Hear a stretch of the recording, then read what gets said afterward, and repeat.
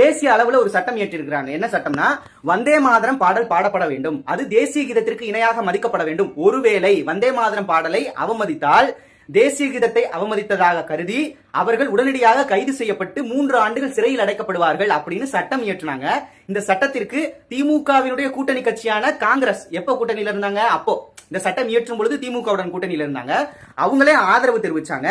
அப்புறம் இன்னொரு விஷயம் என்ன தெரியுமா? அந்த சட்டத்துல 1937 வந்தே மாதரம் பாடலில் இருந்து நீக்கப்பட்ட பல வரிகள் இணைக்கப்பட்டு மீண்டும் இந்த பாடல் அரசாங்கத்தினுடைய அதிகாரப்பூர்வ ஒரு பாடலாக மாற்றப்பட்டிருக்கிறது 2026.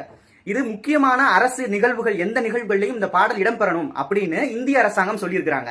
அதை பின்பற்றி தான் திரு ஜோசப் விஜய் அவர்கள் பதவி ஏற்றிருக்கிறாரு. இப்ப நான் இவங்கள்ட்ட கேட்க விரும்புவது என்னன்னா, ஒருவேளை உதயநிதி ஸ்டாலின் அவர்களோ முதலமைச்சராக இன்னைக்கு டேட்டுக்கு பதவி ஏற்றிருந்தா கூட இவர்களும் வந்தே மாதரம் பாடலை பாடிவிட்டு தான், தேசிய கீதம் பாடிவிட்டு தான், தமிழ் தாய் வாழ்த்தை பாடிதான் முதலமைச்சராக பதவி ஏற்பார்கள்.